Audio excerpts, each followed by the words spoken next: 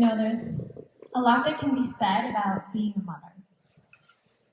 But often it's as simple as just always holding on to something.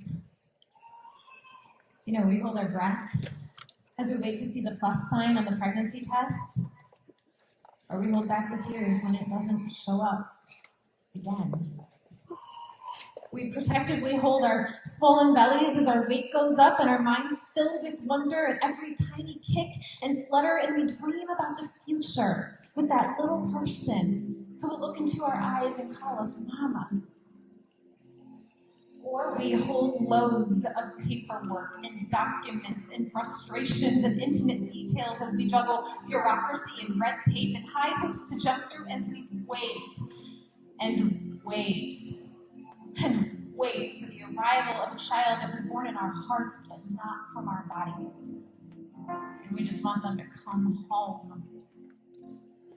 Sometimes we even have to hold our own shock and anguish and shaking hands when we come face to face with the awful realization that while we were expecting, we're not anymore.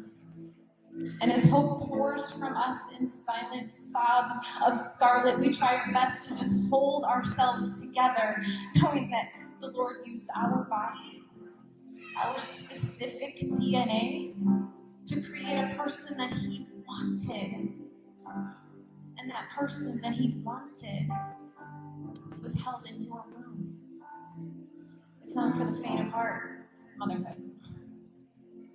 For some of us, it's holding our desires loosely after we marry a man who has children of his own, and we try to become something special for them without stepping on toes. And sometimes it's as simple as carrying a burden that was meant for two, but all alone. Being a mother is holding that sweet, chubby baby in your arms and looking down at him and having him burst into a spontaneous grin because he noticed you noticing him, and that was the greatest thing in the world. And it's holding the treasure in your heart of realizing how God the Father must feel when we notice Him noticing us. And it makes us smile because there is literally nothing more pleasurable than that. Our God is a good Father, but I think He's got the heart of a mother. We hold a lot of things as moms. A bouquet of dandelions proudly given to us by our toddler, along with a piece of dog poop that was thrown into the mix. We hold open our purse to grab a chapstick and pull out a wet chicken nugget, and then we hold the mystery of how a chicken nugget got in there and why it would be wet. We hold our tongue as we listen to well-meaning advice from well-intentioned people who have never walked in our exact pair of shoes, even while wondering if maybe they're right. We hold back a scream of terror at 2 a.m. when we wake up to the feeling of something cold and clammy caressing our arm, and we realize that everything's fine. It's just our 2-year-old massaging us with a frozen waffle and a bottle of Italian dressing because apparently he's hungry. We hold out our hands to receive sweet, unrecognizable art projects made from clay, and we couldn't be more proud that they were made just for us, because it's not the work of art that brings us joy, but it's the little heart that thought of us while they were making it. And then once again, we're understanding more of the heart of God. Of course, we also hold out our hands to catch projectile vomit in midair before it hits the brand new carpet because, let's face it, spaghetti sauce stains, and it's easier to jump through the shower than to drag out the steam cleaner. Am I right? Yes. Motherhood is magical.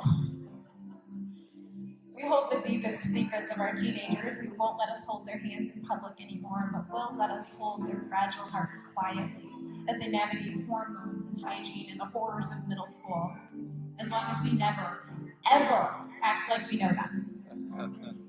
And we try to hold our poker face at every new haircut and fashion craze and vocabulary word, even when it's all super sus and we don't know if they're dripping or just on fleek.